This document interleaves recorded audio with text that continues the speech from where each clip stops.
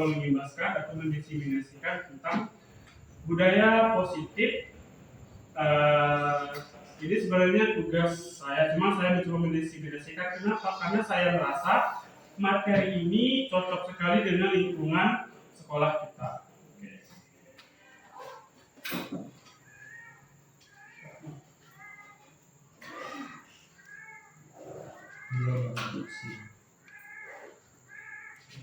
Adapun konsep inti budaya positif hari ini adalah pengubahan paradigma belajar kita, kemudian menciptakan budaya positif, menciptakan nilai-nilai kebajikan, kemudian mempelajari kebutuhan dasar manusia, terutama murid, kemudian motivasi perilaku manusia, posisi kontrol kita sebagai guru, kemudian menciptakan keyakinan kelas, dan menciptakan segitiga diskusi.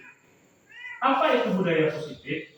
Budaya positif di sekolah yaitu nilai-nilai dan kebiasaan-kebiasaan di sekolah yang berpihak pada peserta didik agar mereka dapat berkembang menjadi pribadi yang kritis dan penuh hormat dan bertanggung jawab.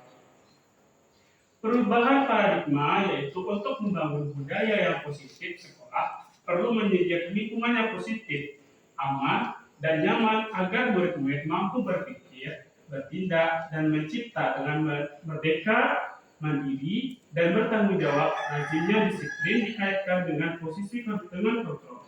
Dalam hal ini, kontrol guru dalam menghadapi murid itu sangat diperlukan. Sekarang mari kita mempraktikkan. Anda dan teman Anda melakukan kegiatan cobalah buka. Anda adalah A. Tugas Anda adalah mengepalkan salah satu tangan Anda. Coba bayangkan bahwa Anda menyimpan sesuatu yang sangat berharga dalam kepalan tangan Anda. Anda perlu menjaga benda tersebut sekuat tenaga, karena pentingnya untuk kehidupan Anda. Kemudian, tugas rekan Anda yaitu B, kita anggap B, mencoba dengan segala cara untuk membuka kepala tangan Anda. Teman Anda dapat B itu bisa mencoba seperti membujuk, menghardik, mengintimidasi, memarahi, bahkan menggoda atau menggelitik, bahkan menawari Anda uang agar Anda bersedia membuka kepala tangan Anda. Cobalah kegiatan ini kita lakukan secara berganti selama 30 detik. Coba Bapak Ibu. Misalkan ada satu orang, ada salah satunya itu sebagai orang A. Orang A itu ibaratnya kita punya sesuatu yang bersifat khusus sangat berharga. Kemudian salah satu kandidat itu bertugas mana caranya kawan kita itu bisa buka, ya bisa buka. Apakah kita rayu, atau kita bisa kita maki-maki, gitu. Apakah pokoknya gimana caranya agar si A tadi itu dia mau buka kepala tangannya. Coba sekarang kita nanti coba dipraktikkan. Oke. Kemudian nih dapat kita simpulkan nih, apakah Anda atau B membuka kepala tangan Anda? Kalau misalnya kita bersedia membuka itu, pasti ada alasannya. Apakah mungkin karena kita sakit hati dengan orang B tadi, atau misalkan mereka berhasil membujuk kita untuk membuka. Nah kemudian, apakah Anda atau B menutup kepala tangan Anda? Mengapa alasan Anda atau B tetap menutup kepala tangan itu? Jadi kenapa sih kita tetap bersikeras memegang yang di kepala tangan tersebut? Dalam bagian ini sesungguhnya siapa yang memegang kendali atau kontrol untuk membuka tutup kepala tangan? Coba sekarang saya ingin bertanya kepada Bapak Ibu sekalian, kira-kira siapa sih yang punya posisi kita tuh tetap mempertahankan atau membuka tuh? Kira-kira siapa? Apakah kita sebagai A atau teman kita tadi yang memaksa kita tuh? Tentunya ini adalah tergantung kita deh. Apakah kita tuh mau buka ataukah tetap kita bersikeras tetap nutup gitu. Nah ini adalah salah satu contoh bahwa kita tuh mempunyai pikiran atau paradigma kita tuh adalah orang yang mengontrol diri kita sendiri, tidak terlalu pengaruh dari luar. Menurut Ki Hajar Dewantara, tujuan pendidikan itu menuntun sekolah kodrat yang ada pada anak. Kodrat itu ada dua, kodrat alam dan kodrat zaman. Kodrat alam itu kodrat yang benar-benar sudah ada dari lahir. Misalkan anak itu dia perempuan atau laki-laki, itu adalah contoh kodrat alam. Sedangkan kodrat zaman itu ya kodrat lingkungannya sekarang, misalkan dia tinggalnya di daerah perairan atau daerah dataran tinggi dan lain sebagainya. Menuntut segala kodrat yang ada pada anak agar mereka dapat mencapai keselamatan dan kebahagiaan yang setinggi-tingginya, baik sebagai manusia maupun sebagai anggota masyarakat. Oleh sebab itu, pendidik itu hanya dapat menuntut, bukan menuntut, tetapi menuntut. Jadi kita tuh membimbing. Ibaratkan gini, kita menanam padi atau menanam jagung lah. Menanam jagung itu maka apa yang kita lakukan biar tumbuh Bapak Ibu? Kalau kita menanam padi, maka yang tumbuh itu akan padi. Kalau menanam jagung, maka yang tumbuh itu akan jagung. Tidak bisa kita menuntut kita nanamnya padi, tiba-tiba kita ingin tanaman itu berubah jadi mangga. Bisa tidak Bapak Ibu? Tentunya tidak bisa. Makanya menurut Ki Hajar Dewantara, anak itu sebenarnya dia sudah punya bakat dalam dirinya. Tugas guru itu adalah menemukan bakat tadi, berbagai macam cara. Kalau misalkan seorang petani jagung tadi, tentunya dia dengan memupuk, merawat tanaman itu, dia bisa menjadi tanaman padi yang bagus dan bernilai tinggi. Kita sendiri yang memegang kontrol atas kepala tangan kita di jawaban tadi. Apakah kita tetap membuka atau menutup kepala tangan kita? Itu tergantung pada diri kita, masing-masing sesuai dengan kebutuhan kita saat ini. Adapun miskonsepsi dengan teori kontrol yaitu ilusi guru, yaitu mengontrol ilusi murid, ilusi kritik, dan dapat membuat orang merasa bersalah, dapat menguatkan karakter ilusi bahwa semua penguatan positif, efektif, dan bermanfaat. Ilusi bahwa orang dewasa memiliki hak untuk memaksa perubahan. Ini adalah kesalahpahaman yang sangat besar. Kenapa? Karena sesungguhnya misalkan anak itu sebenarnya tidak mampu, tetapi kita sebagai itu terus memaksakan, sehingga apa yang terjadi? Maka timbullah kekacauan dalam dirinya. Ternyata aku ini ternyata bodoh. Ternyata aku sama ini tidak bisa. Jadi aku anakku sehingga dia malas belajar. Itu salah satu dari Bapak Ibu. Perubahan paradigma stimulus respon ke pendekatan teori kontrol. Bagaimana seorang bisa merubah dari paradigma stimulus respon kepada pendekatan teori kontrol? Menurut Stephen R. Covey mengatakan bahwa bila kita ingin membuat kemajuan perlahan, sedikit-sedikit ubahlah sikap atau perilaku Anda. Jadi mulai dari kita dulu, baru kita bisa menerapkan kepada murid.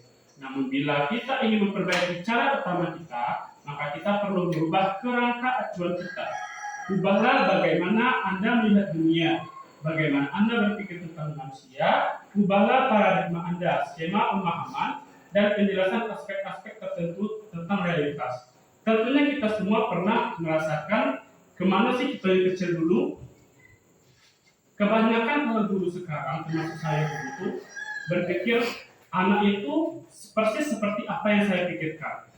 Dan ternyata selama ini saya itu tidak benar. Kita tuh harus memikirkan, oh ternyata saya kecil dulu tuh pengennya tuh seperti ini.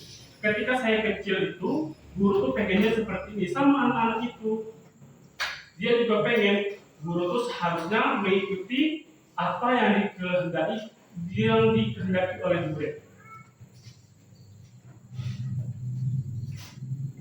Ini adalah contoh stimulus respon. Realitas kebutuhan kita sama. Kemudian sedangkan teori kontrol, realitas kebutuhan kita itu berbeda. Walaupun anak itu kembar, tentunya kebutuhan mereka itu tetap berbeda-beda, kemauan mereka tetap berbeda-beda.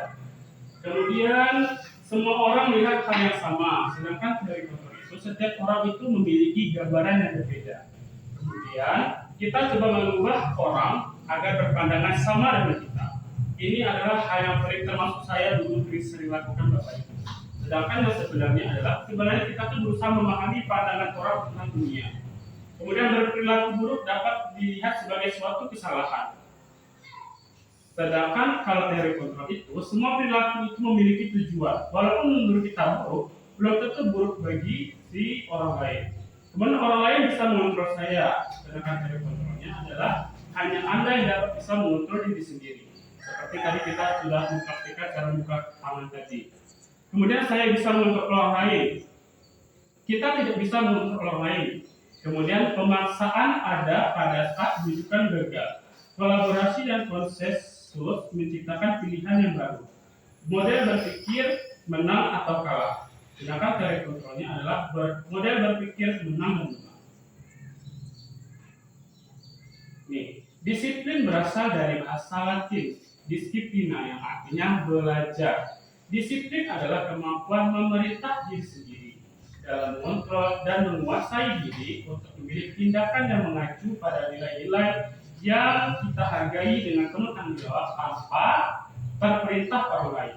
Namun dalam budaya kita, makna disiplin telah berubah menjadi sesuatu yang dilakukan seseorang pada orang lain untuk mendapatkan kepatuhan. Tentunya umum adalah menghubungkan kata disiplin dengan ketidaknyamanan, bukan dengan apa yang kita hargai atau pencapaian sesuatu dengan tujuan mulia. Ini adalah disiplin positif. Disiplin positif itu merupakan salah satu cara penerapan disiplin yang bertujuan untuk menumbuhkan kesadaran serta memperdayakan peserta didik tanpa imbalan atau penghargaan, ancaman atau hukuman.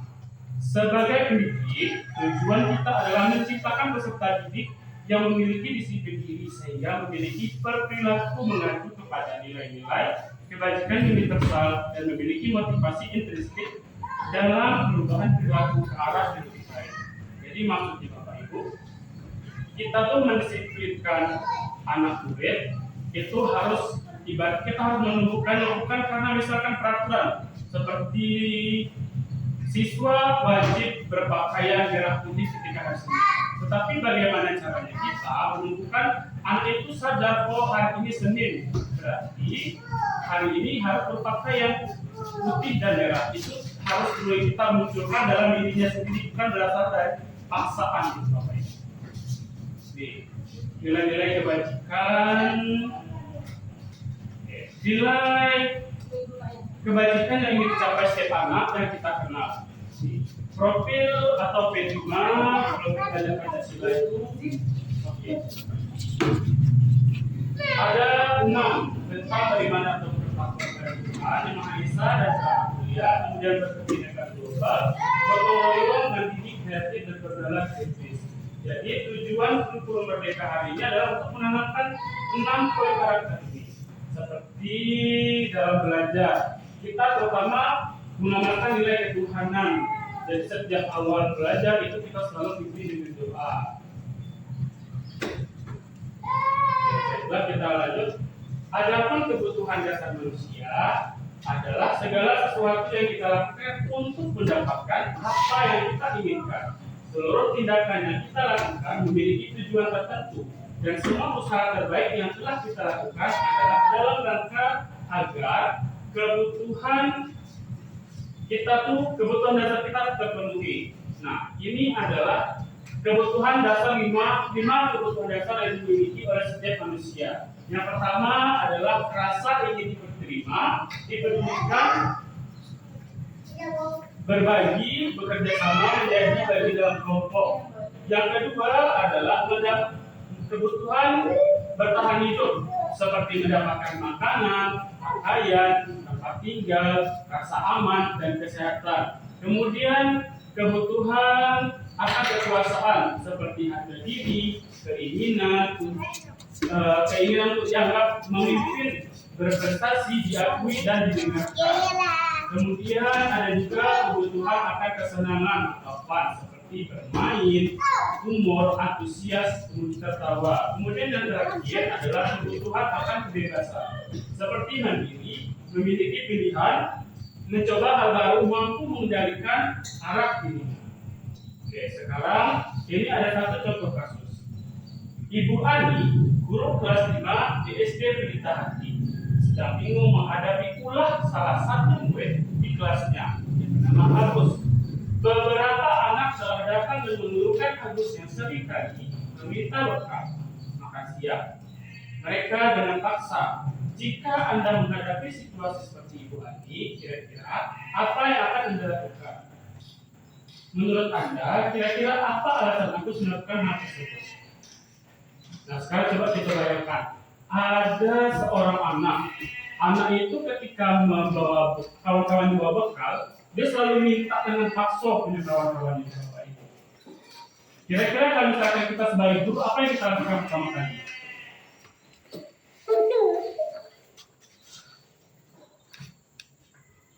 Yang kita lakukan pertama kali, biasanya, ini ada orang lapor, Pak, Bu, si Agus tuh Bu minta makanan kami terus, kami tidak mau ngasih, dipaksonya Pak, Bu. Nah, coba kira-kira sebagai guru, apa langkah yang pertama kali kita lakukan? Biasanya. Apa? Biasanya apa? Biasanya panggil anakku.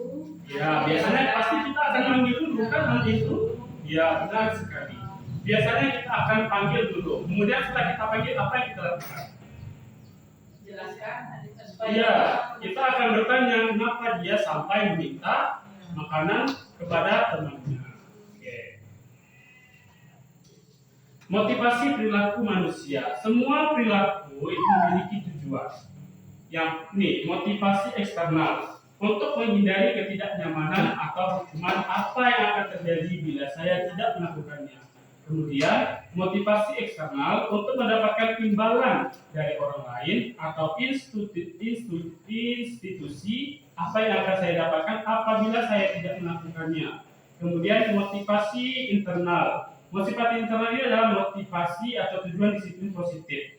Untuk menghargai diri sendiri, saya akan melakukan seperti apa bila saya tidak melakukannya. Jadi, motivasi eksternal ini adalah motivasi berasal dari luar Bapak Ibu. Misalkan, anak itu menjawab benar, maka kita beri hadiah. Itu adalah salah satu contoh dari motivasi eksternal. Motivasi eksternal. Jadi, dia selalu berharap dengan cara misalkan menjawab benar terus, aku pengen dapat hadiah hari ini, maka aku harus bisa menjawab dengan benar. Sebenarnya yang paling benar itu adalah motivasi internal, yaitu bagaimana caranya kita anak itu tetap menjawab dengan benar, tetapi dari dalam dirinya sendiri. Nah, itu yang kita ciptakan. Dan ternyata selama ini yang sering saya lakukan itu termasuk hal yang kurang tepat, yaitu memberikan anak-anak itu reward, itu ternyata termasuk motivasi eksternal. Sebenarnya itu kurang baik untuk dilakukan. Oke, ini adalah untuk menjadi apa yang mereka inginkan dan menghargai diri sendiri. Tujuan dari disiplin positif adalah untuk menanamkan motivasi yang ketiga, yang tadi motivasi internal. Dari murid-murid kita untuk menjadi orang yang mereka inginkan dan menghargai diri sendiri dengan nilai yang mereka percaya. Ketika murid-murid memiliki motivasi tersebut, mereka telah memiliki motivasi intrinsik yang berdampak jangka panjang, motivasi yang tidak akan berpengaruh pada adanya hukuman atau hadiah. Jadi ketika anak itu berbuat sesuatu, dia tidak perlu mengharapkan atau tidak perlu ibadah itu kerja tanpa imbalan gitu. Jadi ketika dia berbuat sesuatu itu benar-benar dalam dirinya Bapak Ibu, tidak mengharapkan seperti hadiah tadi. Oke, sekarang kita lihat ke hukuman dan penghargaan. Hukuman adalah bentuk pengendalian perilaku seseorang bersifat memaksa dan meyakinkan dengan menciptakan identitas gagal. Sedangkan penghargaan adalah bentuk pengendalian perilaku seseorang dengan suatu benda yang dapat dibuat dengan suatu persyaratan. Adapun perbedaan hukuman, konsekuensi, dan restitusi, yaitu hukuman itu tidak murid-murid menjadi tidak tahu apa yang terjadi pada dirinya. Kemudian bersifat hukuman fisik atau psikis. Jadi bisa hukuman fisik atau hukuman verbal. Kemudian konsekuensi itu adalah murid itu tetap dibuat tidak nyaman atau selalu sikap guru itu memonitor murid atau mendikte murid. Kemudian restitusi adalah proses menciptakan kondisi bagi murid untuk memperbaiki kesalahan. Jadi restitusi itu adalah anak itu tahu kalau perbuatannya itu yang dilakukan itu adalah kurang tepat dan dia sendiri yang menciptakan bagaimana cara dia agar bisa memperbaiki dirinya sendiri. Kemudian kita akan belajar tentang posisi kontrol sebagai guru. Ada 5 posisi kontrol sebagai guru, yaitu penghukum, pembuat rasa bersalah, kemudian sebagai teman, sebagai pemantau, yang terakhir adalah sebagai manajer.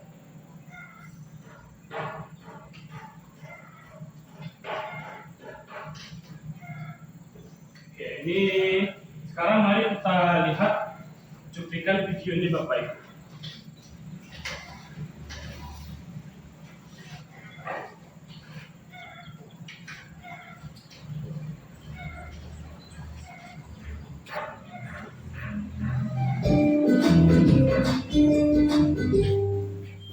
Salam dan bahagia Ibu Bapak Guru hebat dan praktisi pendidikan dimanapun Anda berada. Kali ini Ibu Bapak akan melihat contoh situasi pembelajaran di sebuah kelas tingkat sekolah dasar yang menerapkan pembelajaran berdiferensiasi. Mari kita saksikan bersama-sama.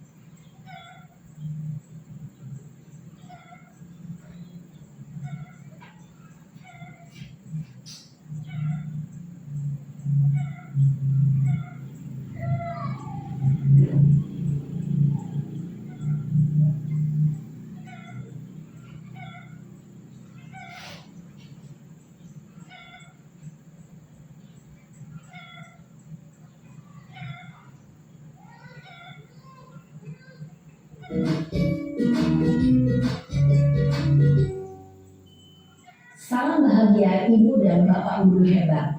Dalam penerapan disiplin positif restitusi, salah satu program yang dikembangkan adalah 5 posisi kontrol. 5 posisi kontrol dalam restitusi adalah proses perjalanan seorang pendidik agar dapat mengenali dirinya. Pada video kali ini, kita akan membahas tentang 5 posisi kontrol yang dikembangkan oleh Diane Gosling dan contoh penerapannya.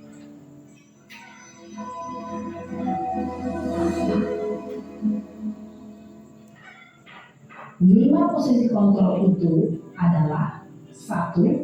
Posisi penghukum. 2. Posisi pembuat merasa bersalah. 3. Posisi teman. 4. Posisi pemantau atau monitor. Dan 5. Posisi manajer. Untuk lebih memahami kelima posisi tersebut, mari kita saksikan kasus Nathan yang terlambat hadir 20 menit di sekolah dan melihat bagaimana kelima posisi kontrol dalam menghadapi masalah tersebut.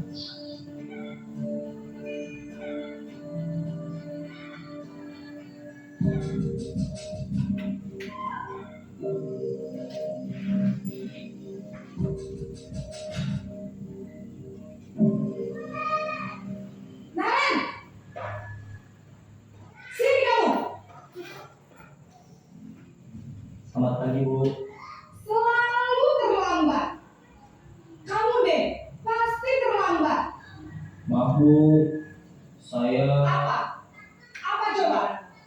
Alasan kamu apa lagi? Kapan sih kamu tidak terlambat? Malas sekali ya kamu jadi anak. saya Dasar pemalas. Gak kapok-kapok sih kamu. Sudah berapa kali terlambat? Sana, kamu keliling lapangan basket 2 kali. kenapa saya harus keliling lapangan basket, Bu? Kenapa? Kamu melawan ibu. Berani-beraninya jawab. Sudah terlambat, masih berani jawab pula. Sekarang, keliling lapangan basket 5 kali sekalian. Biar kapok. Cepat. Pergi sana ke lapangan basket. Posisi penghukum biasanya berbicara dengan nada tinggi, menghardik, menunjuk-nunjuk, menyakiti, dan menyindir. Hukuman bisa berupa fisik maupun psikis. Ibu dan Bapak Guru hebat. Dampak yang terjadi pada murid ketika guru berada pada posisi penghukum adalah murid cenderung akan memberontak, bahkan menyimpan dendam.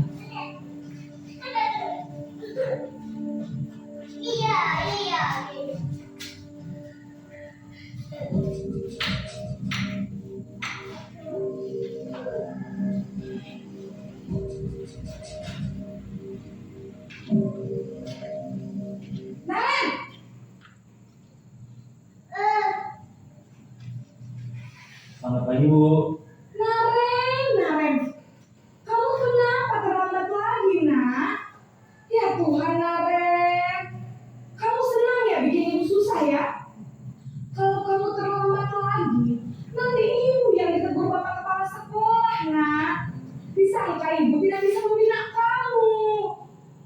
Duh, gimana ini? Maaf Bu, Duh, Gusti Naren. Kamu suka ya kalau ibu tegur bapak kepala sekolah? Terus, sekarang ibu harus tulis apa yang di buku absen? Ini kamu sudah sering terlambat loh. Ibu harus apa coba? maaf Bu, maaf sekali. Ya sudah, lain kali jangan bikin ibu susah lagi ya nak ya. Ibu tidak akan kuat lagi kalau kamu begini terus. Bisa jadi kan kalau ibu ditegur bapak kepala sekolah. Sana cepat kelas. Maaf ya Bu, maaf sekali. Posisi pembuat rasa bersalah berbicara dengan nada tenang, cenderung lembut. Namun kata-kata yang diutarakan membuat murid merasa menjadi orang yang gagal, memandang buruk dirinya sendiri, merasa tidak berharga, dan tidak sanggup membahagiakan orang lain. Ketika guru mengambil posisi pembuat rasa bersalah, murid akan menganggap dirinya yang bersalah dan ia akan menyimpan emosi negatif tersebut di dalam dirinya.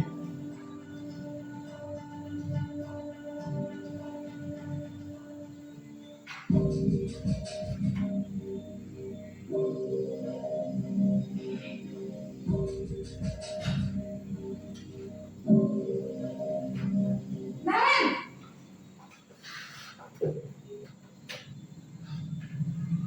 Selamat pagi Bu. wah sudah jam berapa ini nak? Terlambat lagi ya sayang. Iya Bu, habis ibu saya lupa bangunkan saya Bu. Kamu malah menyalahkan ibu kamu. Kamu bukannya anak yang larinya paling kencang. Kok terlambat sih?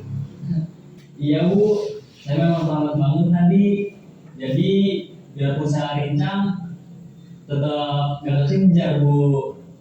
Ya sudah sana. Nanti lain kali larinya lebih kencang lagi ya. Biar gak terlambat lagi. Bikin seneng ibu. Demi ibu.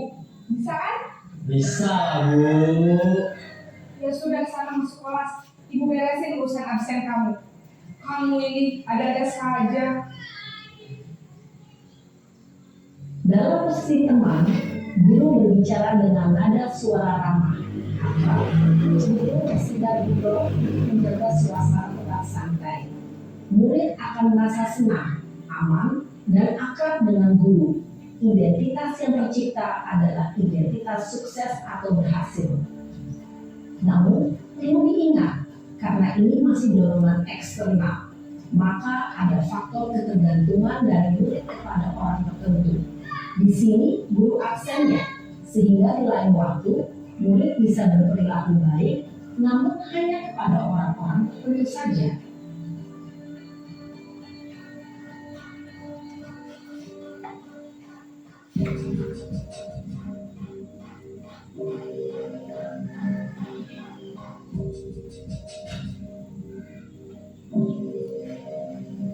Naren!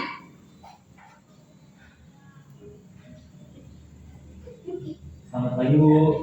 Naren, apa peraturan sekolah kita tentang jam berapa kita harus masuk sekolah nak?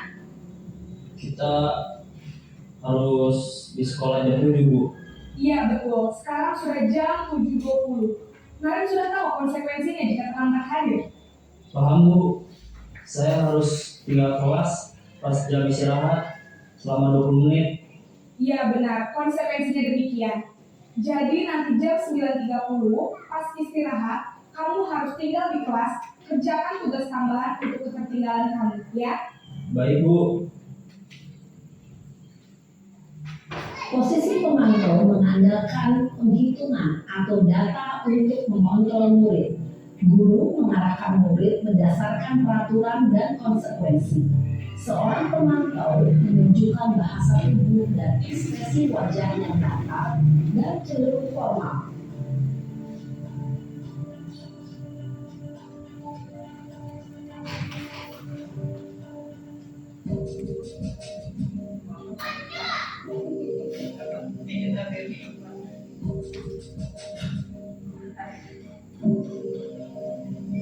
Naren!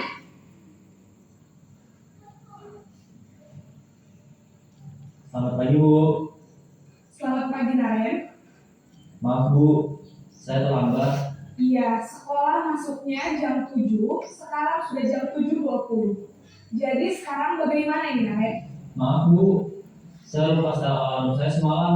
Baiklah, menurut kamu, keyakinan sekolah yang mana yang perlu kamu tingkatkan? Menghargai diri sendiri dan orang lain mungkin ya Bu. Setuju. Jadi, apakah Naren meyakini prinsip saling menghormati tersebut? Iya Bu, saya meyakininya. Apakah Naren bersedia memperbaiki masalah keterlambatan ini? Bersedia Bu. Bagaimana kamu akan perbaiki masalah keterlambatan ini? Saya akan coba untuk tidak lupa menyetel alarm saya Bu. Baik, kalau Naren punya alarm di rumah, ada orang yang kira-kira bisa bantu mengingatkan tidak?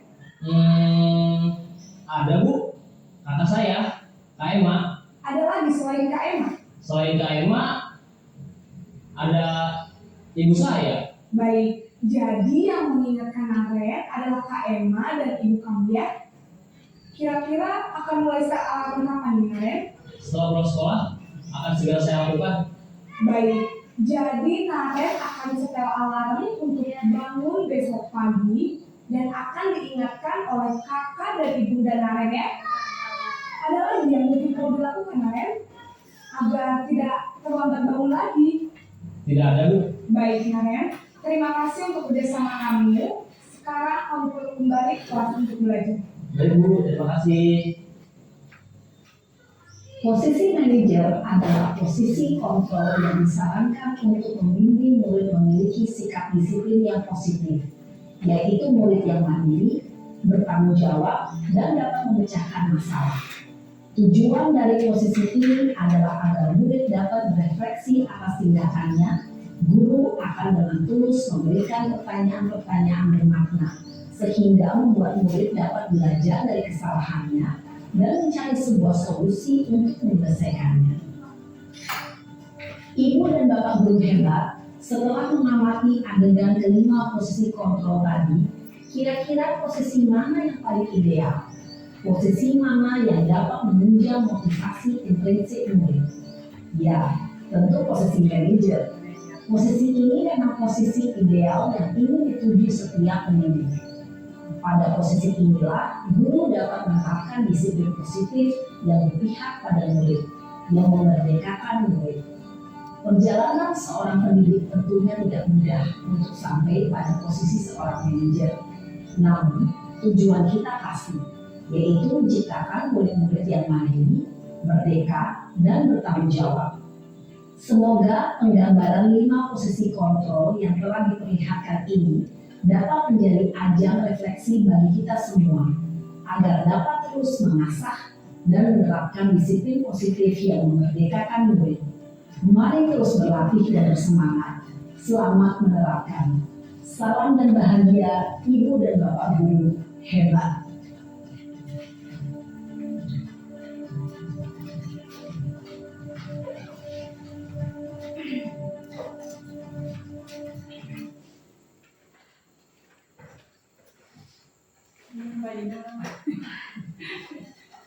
Nah, sekarang coba kira-kira kita saat ini posisinya kira-kira sebagai apa Bapak? Penghukumkah? Atau pembuat rasa bersalah? Atau sebagai teman? Atau sebagai pemantau? Bahkan mungkin ada guru di sekolah kita sudah pernah menerapkan dia sebagai manajer.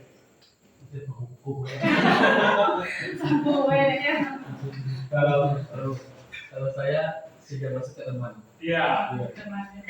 Sebenarnya kalau kamu nggak salah kemarin belajar, kalau untuk tingkat sekolah dasar itu mungkin agak susah ya Bapak Ibu, karena pemantau dan manajer itu tingkat sudah terlalu sulit. Sudah tingkat. Iya. Biasanya kalau posisi pemantau manajer itu mungkin sudah tingkat SMP, SMA. Nah, kebanyakan dari kita termasuk saya pun itu dulunya ada sebagai penghukum Bapak Ibu. Iya. Sebagai penghukum, jadi kita tuh hanya berusaha menyalahkan murid tanpa kita beritahu kenapa murid itu sampai berbuat salah. Kita tidak membiarkan kita tidak memberikan kebebasan kepada mereka menjelaskan kenapa sampai dia bisa berbuat salah itu. Tidak kaji latar belakang. Iya. Nah sekarang mungkin untuk kedepannya kita sebenarnya ya kita tuh agak mini kemarin tuh saya sendiri tuh agak gimana sebenarnya. Termasuk saya sendiri tuh walaupun sudah belajar materi ini tuh agak aneh gitu karena biasanya yang mulai itu salah biasanya langsung kita kasih tahu salahnya. Tetapi kita bertahap belajar. Kalau misalkan kita posisi sebagai manajer itu kita lebih bagus. Kita nih karena sebagai penghukum ini dia tuh mengakibatkan murid itu bisa ibaratnya tuh ketika dewasa mungkin sekarang tidak ketika dewasa nanti dia akan punya dendam kepada kita bapak itu Kita dong. iya ditandainya bapak itu jahatnya tidak lagi ketemu bapak itu misalkan ketika kita susah di jalan bapak itu kan dulu sering hukum aku kayak gitu ditandainya terus makanya anak itu dia ingat dengan hal-hal yang menyakitkan dia bapak itu. Nah, makanya kita tinggalin lah rasa bersyukur, berbuat bersalah ini. Kita usahakan sebagai teman dulu kita bujuk dulu mereka di pokoknya. Kemudian kita beritahu, kita bimbing dia kesalahan dia apa. Kemudian kita lagi yang nanya, misalkan dia buat salah, kayak misal kalau di kelas 6 yang paling sering itu makan dalam kelas. Nah, kemudian saya tanya dulu kenapa sampai dia itu bisa makan dalam kelas mungkin belum sarapan, kayak saya izinkan. Kemudian juga untuk kedepannya tuh maunya kayak mana mereka sendiri mereka yang berbuat salah mereka sendiri yang menyelesaikan masalah mereka. Oke, nah sekarang ini ada beberapa pertanyaan dari 5 posisi kontrol dulu tadi ada penghukum, pembuat bersalah sebagai teman, pemantau dan posisi manajer. Nah sekarang pada yang pertama, saya kecewa sekali dengan kamu. Ini posisinya sebagai apa Bapak Ibu?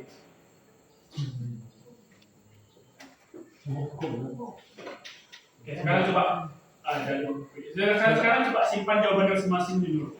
Saya kecewa sekali dengan kamu. Kira-kira itu posisi gurunya sebagai apa? Membuat masalah. Mungkin ada yang mau menuliskan Bapak Ibu ke depan? Oke, Bu, boleh Bu, kemudian yang pertama. Posisi ini ditulis. Iya, Ini di sini posisinya. Pak. Kalau itu negatif boleh juga berapa? Di sini. Kirim. Sebagai apa posisinya? Mana tinta? Banyak spidol dulu. Kalau di PPL atau PPG itu siswa yang aktif tuh. Siswa yang aktif, kreatif. Grogi? Grogi deh. Oh, dari belum bisa tuh. Pengalaman tuh.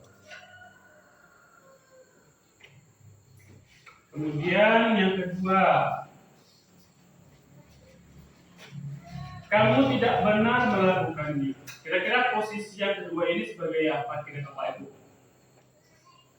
Kamu tidak pernah benar melakukannya. Kamu tidak pernah. Ya posisi apa kira-kira Bapak Ibu? Tidak apa-apa kita belajar, terus sama pun tidak ada masalah. Oke, Ibu atau apa lagi? Gimana menurutnya ke depan? Itu bukannya kalimat intimidasi. Iya. Iya. Kalau intimidasi tadi sebagai apa kira-kira? Apakah penghukum, salah teman, manajer, atau pemantau? Coba.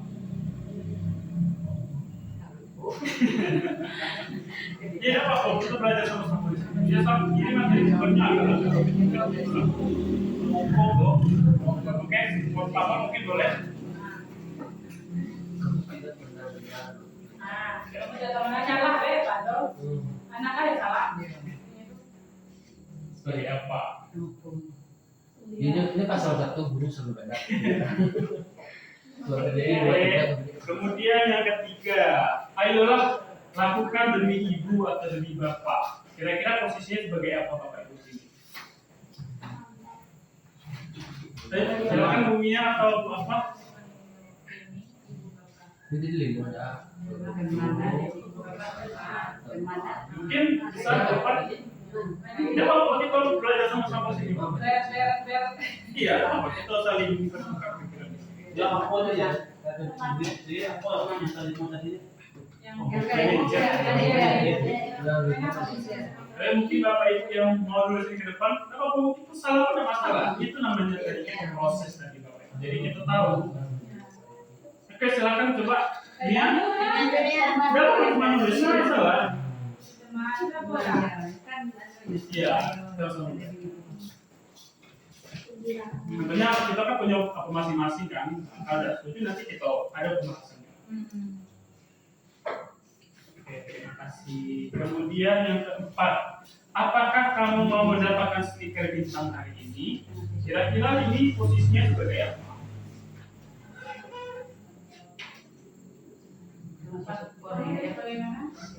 Apakah kamu mau mendapatkan stiker bintang hari ini?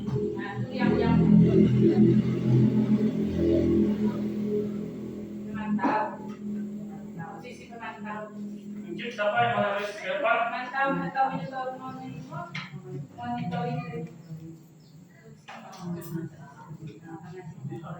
Ya, wis memantau. Lina. Lina. Ayo, silakan nih. Saya ada tanda.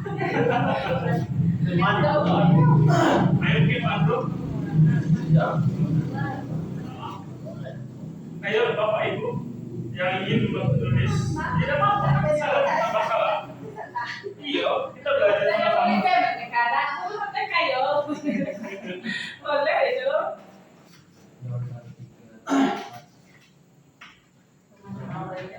Oke, ayo Ibu ya dari sini. Bu, Pak, tinggal nulis Bu. Ayo Bu Begi. Ayo Bu Begi.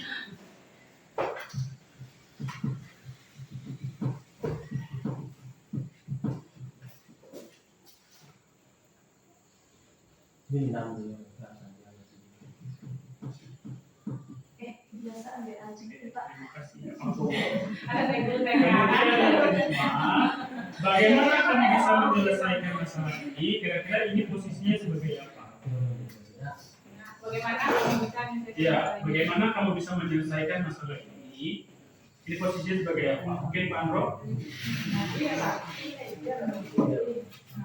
Nah, ya. Iya, Andro lah sampai dia tuh tadi. Kemana tadinya mesti kemana hampir ya. Kemudian yang terakhir, kamu selalu yang paling terakhir. Kira-kira ini posisinya sebagai apa? Kamu tahu. Saya Tahu yang paling terakhir. Ingat Lira. sekarang mari kita sesuaikan jawaban. Mungkin ada yang setuju, mungkin bisa dirubah Bapak Ibu. Kira-kira ya, mungkin ada yang setuju, kita simpan jawabannya dari diri kita sendiri lah. Kita cek jawabannya.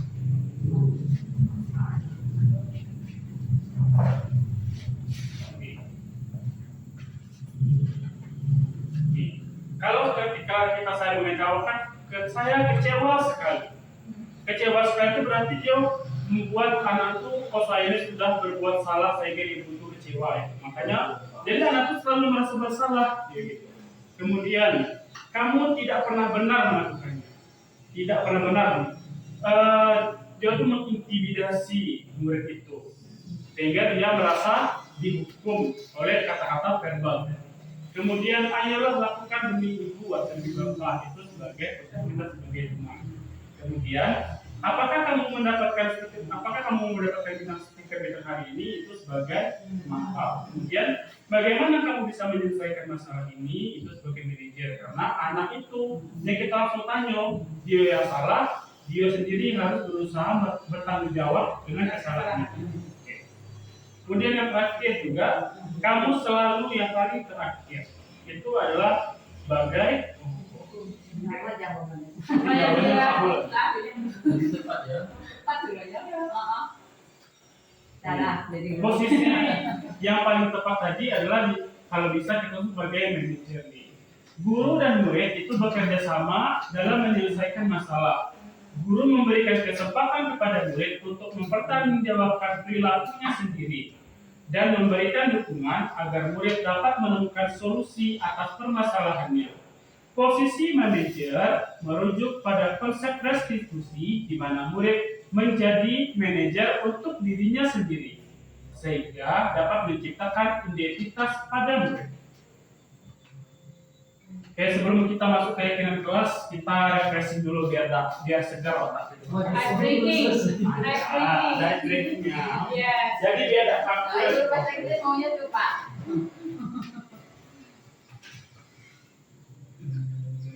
Kita pakai ini Mau yang versi duduk atau versi kita berdiri Bapak Ibu? Oh, versi tidur boleh juga. Ada. Jamnya. Oke, ini adalah yang umum biasanya pakai ini.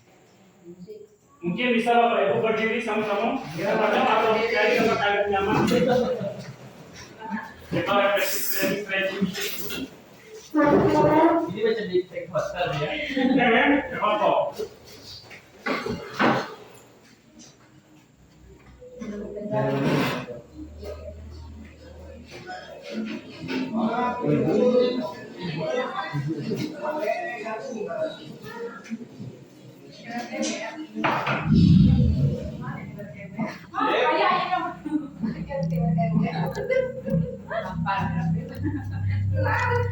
Sambil refreshing kita tidak apa-apa, Pak. Dia macam baju bungkus di bioskop dah.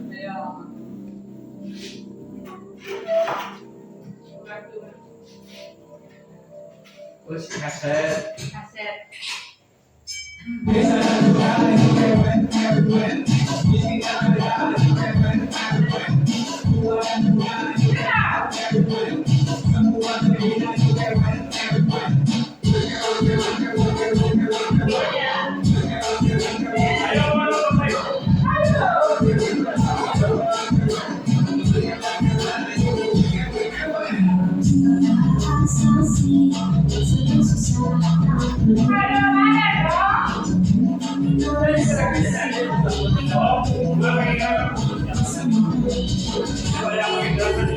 Ini yang pergerakan ini. Nah, itu gerakan tuh, Be. Oke.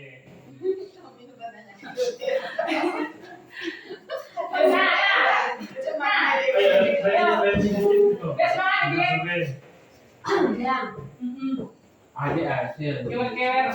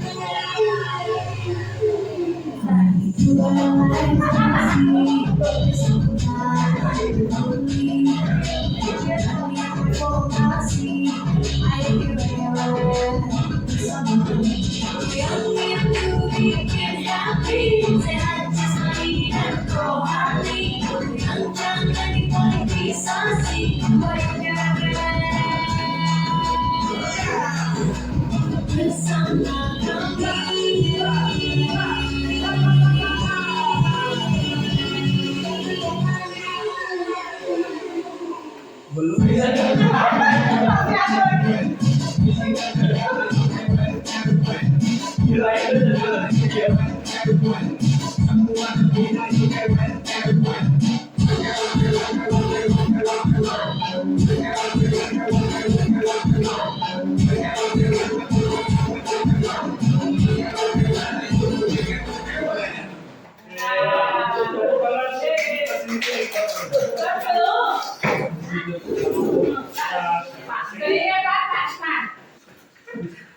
Kalau lama-lama bisa diet ya.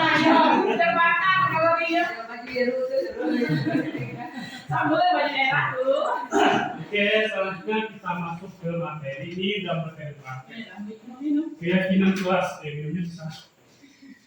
Oke, keyakinan kelas adalah nilai-nilai kebajikan atau prinsip-prinsip universal yang disepakati bersama secara universal, lepas dari latar belakang suku, negara, bahasa, maupun agama. Menurut Clausen tahun 1998, suatu keyakinan akan lebih memotivasi seorang dari dalam diri atau prinsip. Seseorang akan lebih bersemangat untuk menjalankan keyakinan daripada hanya sekedar mengikuti serangkaian peraturan. Dulu ada namanya peraturan sekolah, peraturan kelas, tetapi itu ibaratnya hanya dari doktrin dari satu arah. Sedangkan keyakinan kelas adalah suatu kesepakatan yang disepakati bersama-sama. Adapun pembentukan keyakinan kelas yang pertama adalah keyakinan kelas bersifat abstrak dari peraturan yang lebih rinci dan konkret. Keyakinan kelas berupa pernyataan-pernyataan universal. Pernyataan keyakinan kelas senantiasa dibuat dalam bentuk positif. Keyakinan kelas hendaknya tidak terlalu banyak, sehingga mudah diingat dan dipahami. Kemudian semua warga kelas sebaiknya ikut berkontribusi dalam membuat kegiatan kelas lewat curhat pendapat. Kemudian bersedia meninjau kembali keyakinan kelas dari waktu ke waktu. Jadi, kalau di kelas 6 itu ada keyakinan kesepakatan atau keyakinan kelas itu. Jadi anak-anak itu kita tanya lagi ke Bapak Ibu, kira-kira apa saja yang kalian inginkan. Jadi kita tampung dulu semuanya. Nanti baru kita urus satu-satu. Misalkan nih, apakah setuju kita semua bisa datang tepat waktu? Nanti ada setuju, ada yang tidak. Ditanya kenapa tidak. Kemudian ketika dapat misalkan anak itu misal rumahnya sangat jauh, mungkin kami sering terlambat Pak. Kalau sini kan tidak ada. Makanya di sini bisa kita buat kalau di kelas itu menghargai sesama, menghargai guru, tepat waktu dan lain sebagainya. Jadi kita tuh anak tuh juga ikut membuat kesepakatan kelas tuh, membuat keyakinan kelas tuh. Oke, kemudian nih peraturan itu contohnya selalu kembalikan buku ke tempatnya. Keyakinan kelas yang dituju adalah tanggung jawab, jarang mengganggu orang lain. Keyakinan kelasnya adalah untuk menghargai orang lain dan diri sendiri. Kemudian peraturan hadir di sekolah 15 menit sebelum memulai pembelajaran, itu keyakinan yang dituju adalah menghormati orang lain atau komitmen pada tujuan. Kemudian dilarang melakukan kekerasan. Keyakinan kelas yang dituju adalah untuk keselamatan dan menghargai orang lain. Kemudian dilarang menggunakan narkoba, itu keyakinan kelas yang dituju adalah untuk kesehatan. Kemudian bergantian atau menunggu giliran. Keyakinan kelas yang dituju adalah menghormati orang lain atau kesabaran. Menggunakan masker dan dari berlari di kelas atau itu. Oke, selanjutnya masuk ke materi segitiga restitusi. Proses menciptakan kondisi bagi murid untuk memperbaiki kesalahan mereka sehingga mereka bisa kembali kepada kelompok dengan karakter yang lebih kuat. Melalui restitusi, guru dapat menciptakan proses kondisi bagi murid untuk memperbaiki kesalahan mereka sehingga mereka bisa kembali kepada kelompok mereka dengan karakter yang lebih kuat. Kemudian membantu murid menjadi lebih memiliki tujuan disiplin positif selama memulihkan dirinya setelah berbuat salah.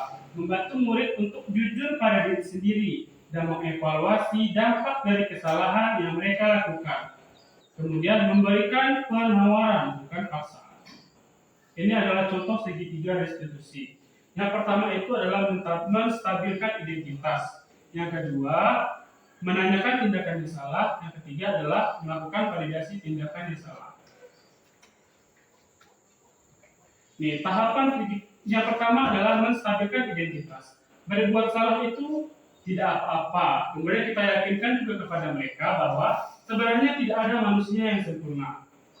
Bisa juga, saya juga pernah melakukan kesalahan seperti itu. Kemudian kita juga bisa menyelesaikan ini. Bapak Ibu tidak tertarik mencari siapa yang salah, tetapi ingin mencari solusi dari permasalahan ini. Jadi ketika anak berbuat salah, kita tidak menuntut si A salah, si B salah, tetapi kita tuh mencari solusi dari permasalahan yang mereka lakukan. Kemudian memvalidasi tindakan yang salah. Contoh katanya yang kita lakukan adalah, padahal kamu bisa melakukan yang lebih buruk dari ini ya, atau misalkan kamu pasti punya alasan mengapa melakukan hal itu. Kemudian yang terakhir, kamu patut bangga pada diri sendiri karena kamu telah melindungi sesuatu yang penting buatmu. Kemudian tahapan ketiga yang restitusi yang ketiga yaitu dengan menanyakan keyakinan. Contohnya seperti apa yang kita percayai sebagai keyakinan kelas atau keluarga.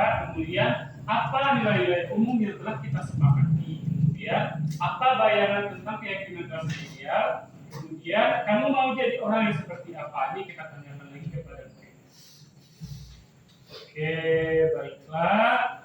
Untuk refleksinya Bapak Ibu, kira-kira perasaan saat ini Bapak Ibu seperti apa? Kira-kira perasaannya? Happy, senang. Apakah senang? Apakah ngantuk? Apakah capek?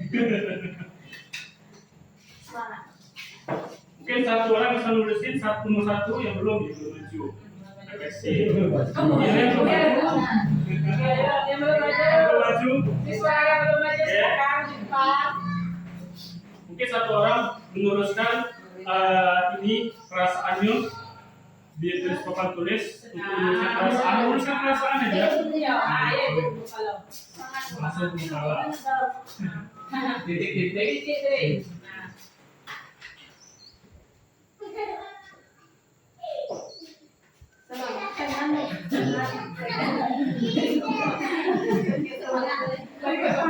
Semangat.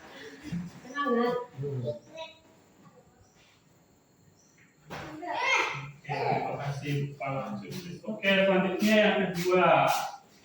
Setelah mengikuti materi diseminasi ini, pada hari ini Bapak Ibu menjadi paham bahwa apa saja sih materi kita hari ini, terutama tadi tentang kayaknya sudah yang paling tentang posisi guru tadi kayaknya tuh. Kira-kira setelah mengikuti materi penjelasan atau diseminasi pada hari ini, saya jadi paham bahwa apa. Mungkin ada yang bisa menunjukkan satu materi yang tentang dipahami yang baru yang kira-kira sebelumnya itu, oh ternyata selama ini saya salah, seharusnya seperti ini. Mungkin ada yang menulisin tentang materi apa, kira-kira apakah posisi guru, apakah tentang restitusi tadi, atau tentang disiplin positif. Mungkin satu orang yang menulisin tentang apa? Satu orang. Ayo, Bapak Ibu.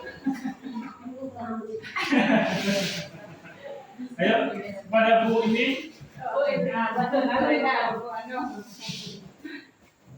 Terima kasih.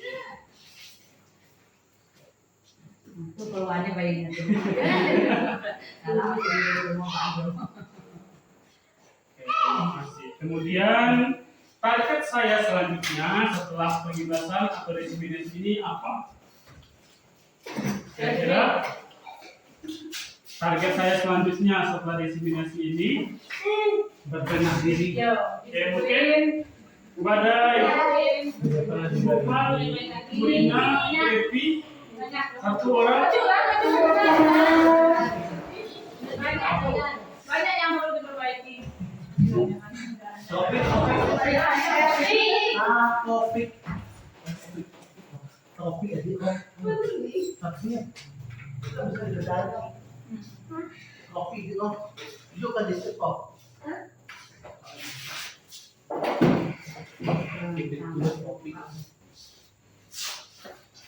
Silom. Oke, terima kasih Bu Eti. Oke. Oh, nah.